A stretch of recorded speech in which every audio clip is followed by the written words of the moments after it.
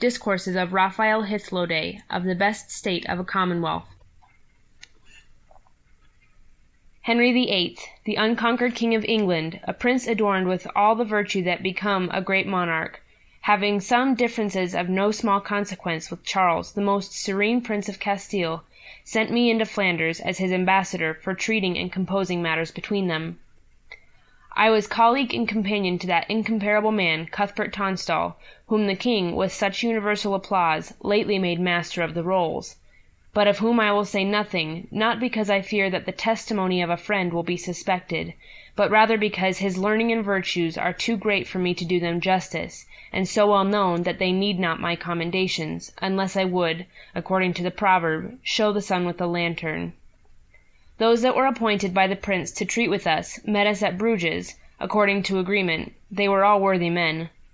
The Margrave of Bruges was their head, and the chief man among them, but he that was esteemed the wisest, and that spoke for the rest, was George Temsey, the provost of Castlesea. Both art and nature had concurred to make him eloquent. He was very learned in the law, and as he had a great capacity, so, by a long practice in affairs, he was very dexterous at unravelling them.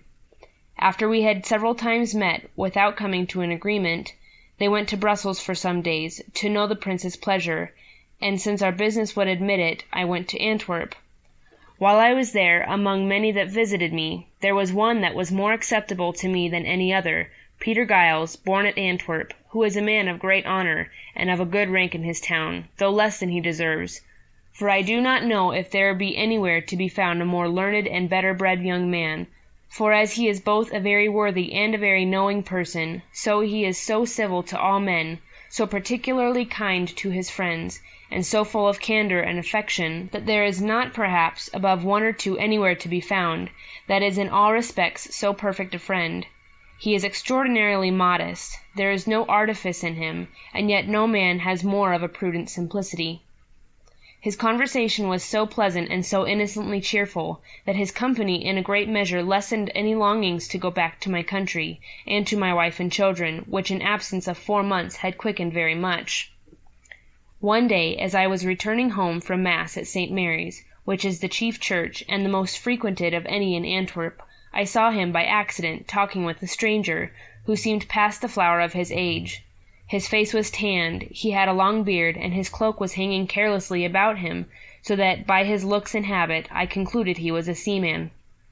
As soon as Peter saw me, he came and saluted me, and as I was returning his civility, he took me aside, and pointing to him with whom he had been discoursing, he said, "Do you see that man? I was just thinking to bring him to you." I answered, "He should have been very welcome on your account." "And on his own too," replied he, "if you knew the man, for there is none alive that can give so copious an account of unknown nations and countries as he can do, which I know you very much desire."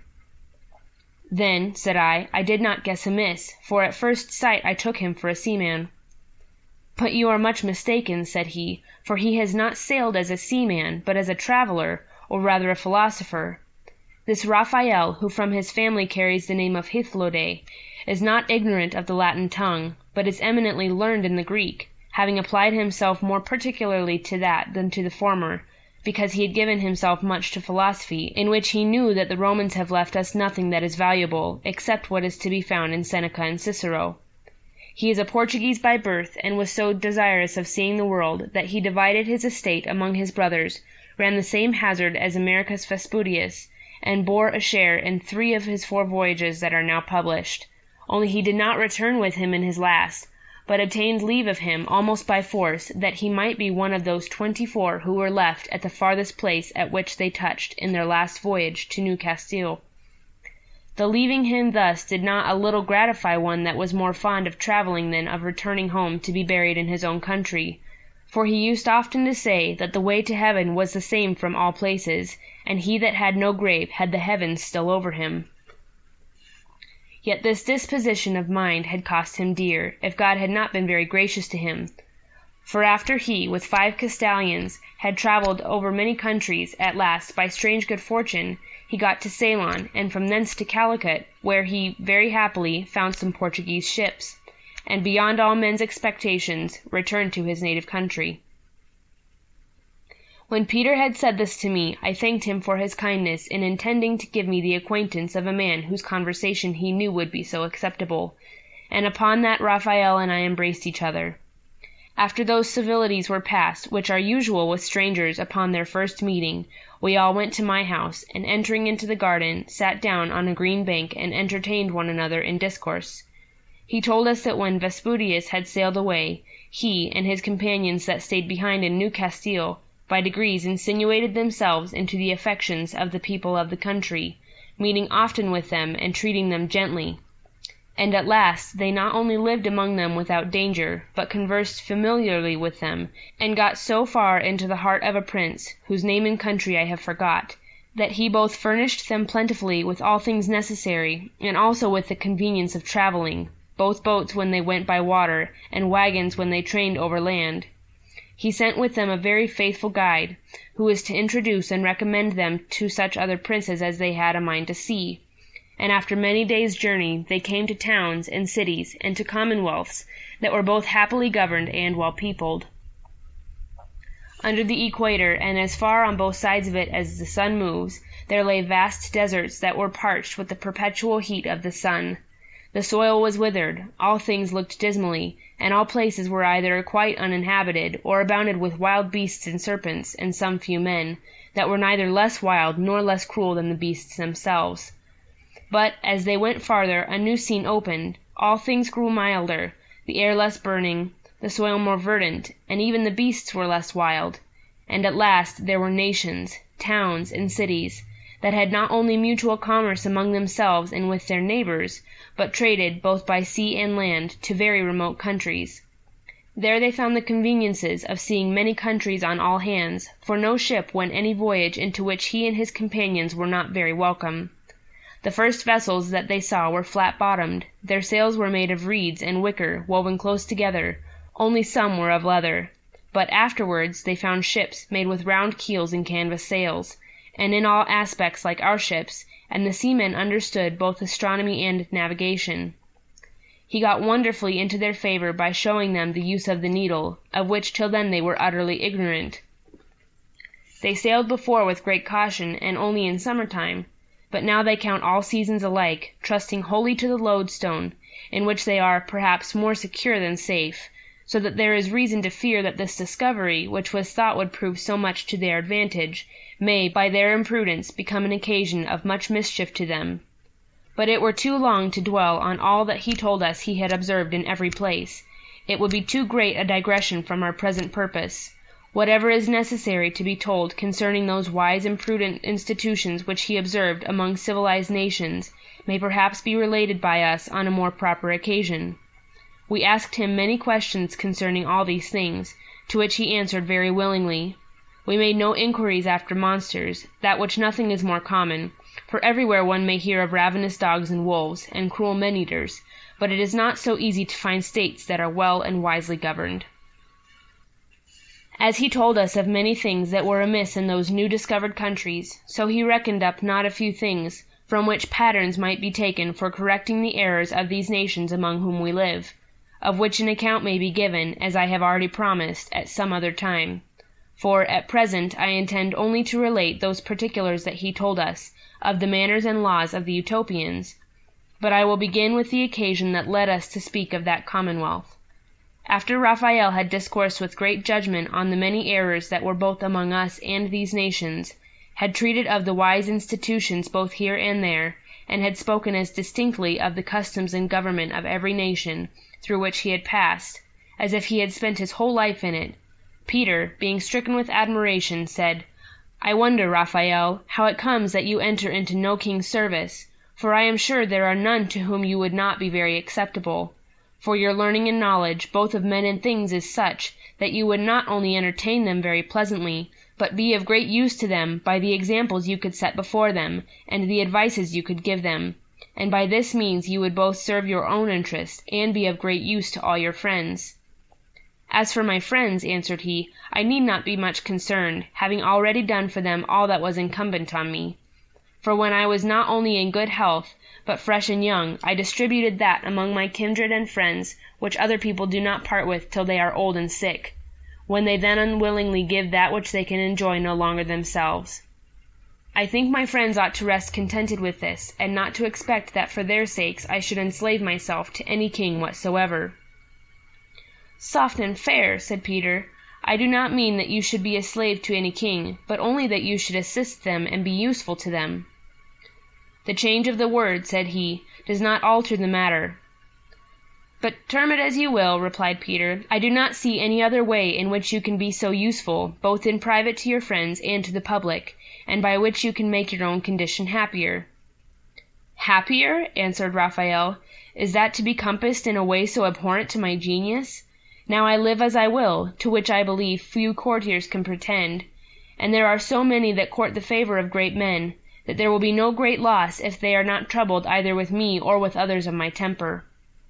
"Upon this," said I perceive, Raphael, that you neither desire wealth nor greatness, and indeed I value and admire such a man much more than I do any of the great men in the world.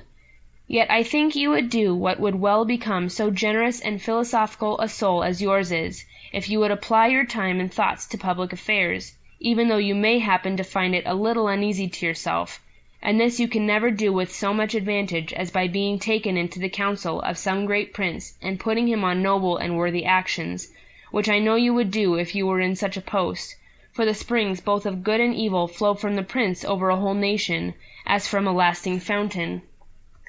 So much learning as you have, even without practice in affairs, or so great a practice as you have had, without any other learning, would render you a very fit counsellor to any king whatsoever."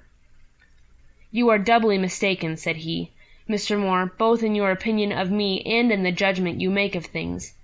For as I have not that capacity that you fancy I have, so if I had it, the public would not be one jot the better when I had sacrificed my quiet to it. For most princes apply themselves more to affairs of war than to the useful arts of peace, and in these I neither have any knowledge, nor do I much desire it. They are generally more set on acquiring new kingdoms, right or wrong, than on governing well those they possess. And among the ministers of princes there are none that are not so wise as to need no assistance, or at least that do not think themselves so wise that they imagine they need none. And if they court any, it is only those for whom the prince has much personal favour, whom by their fawning and flatteries they endeavour to fix to their own interests. And indeed nature has so made us, that we all love to be flattered and to please ourselves with our own notions. The old crow loves his young, and the ape her cubs. Now if in such a court, made up of persons who envy all others and only admire themselves, a person should but propose anything that he had either read in history or observed in his travels, the rest would think that the reputation of their wisdom would sink, and that their interest would be much depressed if they could not run it down. And if all other things failed, then they would fly to this, that such or such things pleased our ancestors, and it were well for us if we could but match them. They would set up their rest on such an answer as a sufficient confutation of all that could be said, as if it were a great misfortune that any should be found wiser than his ancestors. But though they willingly let go all the good things that were among those of former ages, yet, if better things are proposed, they cover themselves obstinately with this excuse of reverence to past times. I have met with these proud, morose, and absurd judgments of things in many places, particularly once in England. "Were you ever there?" said I. "Yes, I was," answered he, "and stayed some months there, not long after the rebellion in the West was suppressed, with a great slaughter of the poor people that were engaged in it. I was then much obliged to that reverend prelate John Morton, Archbishop of Canterbury, Cardinal, and Chancellor of England, a man," said he, "Peter, for Mr. More knows well what he was, that was not less venerable for his wisdom and virtues than for the high character he bore. He was of a middle stature, not broken with age. His looks begot reverence rather than fear. His conversation was easy, but serious and grave. He sometimes took pleasure to try the force of those that came as suitors to him upon business by speaking sharply, though decently to them, and by that he discovered their spirit and presence of mind, with which he was much delighted when it did not grow up to impudence, as bearing a great resemblance to his own temper, and he looked on such persons as the fittest men for affairs. He spoke both gracefully and weightily. He was eminently skilled in the law, had a vast understanding and a prodigious memory, and those excellent talents with which nature had furnished him were improved by study and experience. When I was in England, the king depended much on his counsels, and the government seemed to be chiefly supported by him, for from his youth he had been all along practised in affairs, and, having passed through many traverses of fortune, he had, with great cost, acquired a vast stock of wisdom, which is not soon lost when it is purchased so dear. One day, when I was dining with him, there happened to be at table one of the English lawyers, who took occasion to run out in a high commendation of the severe execution of justice upon thieves, who, as he said, were then hanged so fast that there were sometimes 20 on one gibbet. And upon that, he said, he could not wonder enough how it came to pass that, since so few escaped, there were yet so many thieves left, who were still robbing in all places. Upon this, I, who took the boldness to speak freely before the cardinal, said, there was no reason to wonder at the matter, since this way of punishing thieves was neither just in itself nor good for the public, for, as the severity was too great, so the remedy was not effectual, simple theft not being so great a crime that it ought to cost a man his life. No punishment, how severe soever, being able to restrain those from robbing who can find out no other way of livelihood. In this, said I, not only you in England, but a great part of the world, imitate some ill masters, that are readier to chastise their scholars than to teach them. There are dreadful punishments enacted against thieves, but it were much better to make such good provisions by which every man might be put in a method how to live, and so be preserved from the fatal necessity of stealing and of dying for it. There has been care enough taken for that, said he. There are many handicrafts, and there is husbandry, by which they may make a shift to live, unless they have a greater mind to follow ill courses. That will not serve your turn, said I, for many lose their limbs in civil or foreign wars, as lately in the Cornish rebellion, and some time ago in your wars with France, who, being thus mutilated in the service of their king and country, can no more follow their old trades, and are too old to learn new ones. But since wars are only accidental things, and have intervals, let us consider those things that fall out every day. There is a great number of noblemen among you that are themselves as idle as drones, that subsist on other men's labour, on the labour of their tenants, whom, to raise their revenues, they pare to the quick. This, indeed, is the only insistence of their frugality, for in all other things they are prodigal, even to the beggaring of themselves. But, besides this, they carry about with them a great number of idle fellows, who never learned any art by which they may gain their living, and these, as soon as either their lord dies, or they themselves fall sick, are turned out of doors. For your lords are readier to feed idle people than to take care of the sick, and often the heir is not able to keep together so great a family as his predecessor did. Now, when the stomachs of those that are thus turned out of doors grow keen, they rob no less keenly, and what else can they do? For when, by wandering about, they have worn out both their health and their clothes, and are tattered, and look ghastly, men of quality will not entertain them, and poor men dare not do it, knowing that one who has been bred up in idleness and pleasure, and who was used to walk about with his sword and buckler, despising all the neighbourhood with an insolent scorn as far below him, is not fit for the spade and mattock, nor will he serve a poor man for so small a hire, and in so low a diet as he can afford to give him. To this he answered, this sort of men ought to be particularly cherished, for in them consists the force of the armies for which we have occasion, since their birth inspires them with a nobler sense of honour than is to be found among tradesmen or ploughmen. You may as well say, replied I, that you must cherish thieves on account of wars, for you will never want the one as long as you have the other, and as robbers prove sometimes gallant soldiers, so soldiers often prove brave robbers, so near an alliance there is between those two sorts of life. But this bad custom, so common among you, of keeping many servants, is not peculiar to this nation. In France there is yet a more pestiferous sort of people, for the whole country is full of soldiers, still kept up in time of peace, if such a state of nation can be called a peace, and these are kept in pay upon the same account that you plead for those idle retainers about noblemen, this being a maxim of those pretended statesmen, that it is necessary for the public safety to have a good body of veteran soldiers ever in readiness. They think raw men are not to be depended on, and they sometimes seek occasions for making war, that they may train up their soldiers in the art of cutting throats, or, as Sallust observed, for keeping their hands in use, that they may not grow dull by too long an intermission. But France has learned to its cost how dangerous it is to feed such beasts. the fate of the Romans, Carthaginians, and Syrians, and many other nations and cities, which were both overturned and quite ruined by those standing armies, should make others wiser, and the folly of this maxim of the French appears plainly even from this,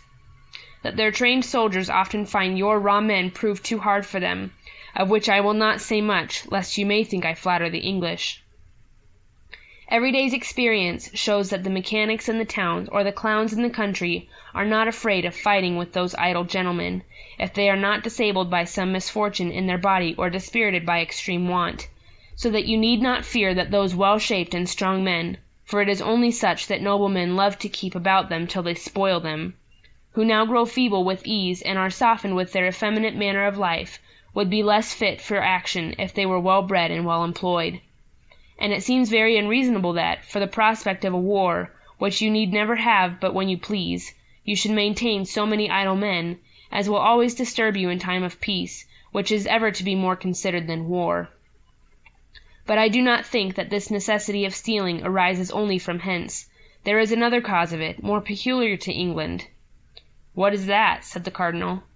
"The increase of pasture," said I, "by which your sheep, which are naturally mild, and easily kept in order, may be said now to devour men and unpeople, not only villages, but towns, for wherever it is found that the sheep of any soil yield a softer and richer wool than ordinary, there the nobility and gentry, and even those unholy men, the dobos, not contented with the old rents which their farms yielded, nor thinking it enough that they, living at their ease, do no good to the public, resolve to do it hurt instead of good.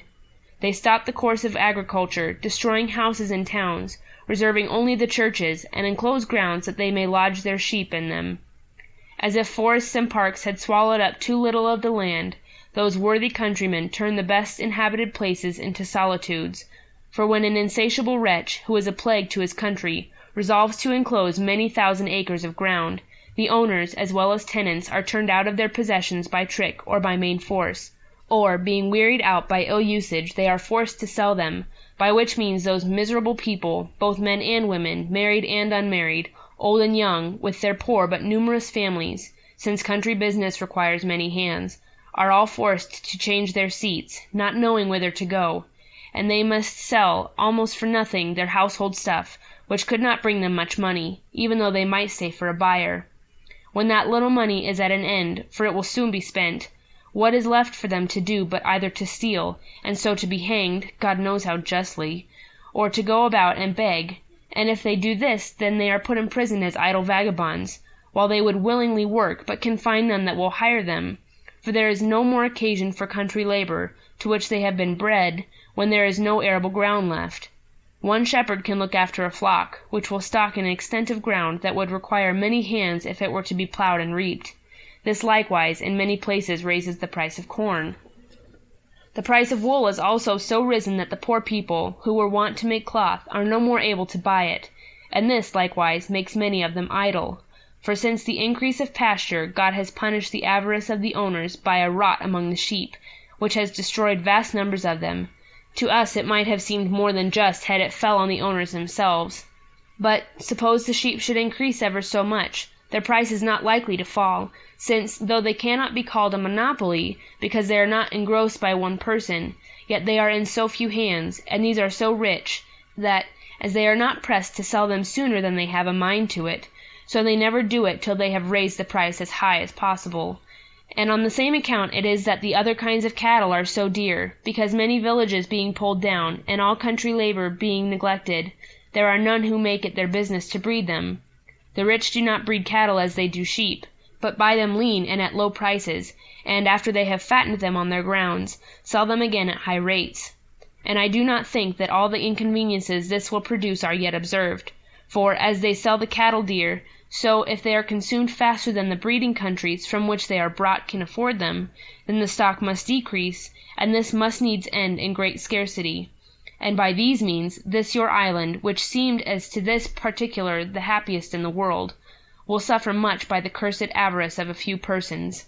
Besides this, the rising of corn makes all people lessen their families as much as they can, and what can those who are dismissed by them do but either beg or rob? And to this last a man of a great mind is much sooner drawn than to the former. Luxury likewise breaks in apace upon you to set forward your poverty and misery. There is an excessive vanity in apparel, and great cost in diet, and that not only in noblemen's families, but even among tradesmen, among the farmers themselves, and among all ranks of persons. You have also many infamous houses, and besides those that are known, the taverns and alehouses are no better. Add to these dice, cards, tables, football, tennis, and quoits, in which money runs fast away, and those that are initiated into them must, in the conclusion, betake themselves to robbing for a supply. Banish these plagues, and give orders that those who have dispeopled so much soil may either rebuild the villages they have pulled down, or let out their grounds to such as will do it. Restrain those engrossings of the rich, that are as bad almost as monopolies. Leave fewer occasions to idleness. Let agriculture be set up again, and the manufacture of the wool be regulated, that so there may be work found for those companies of idle people whom want forces to be thieves, or who now, being idle vagabonds or useless servants, will certainly grow thieves at last. If you do not find a remedy to these evils, it is a vain thing to boast of your severity in punishing theft, which, though it may have the appearance of justice, yet in itself is neither just nor convenient. For if you suffer your people to be ill-educated, and their manners to be corrupted from their infancy, and then punish them for those crimes to which their first education disposed them, what else is to be concluded from this, but that you first make thieves and then punish them? End of Discourses of Raphael Hythlode of the Best State of a Commonwealth, Part 1.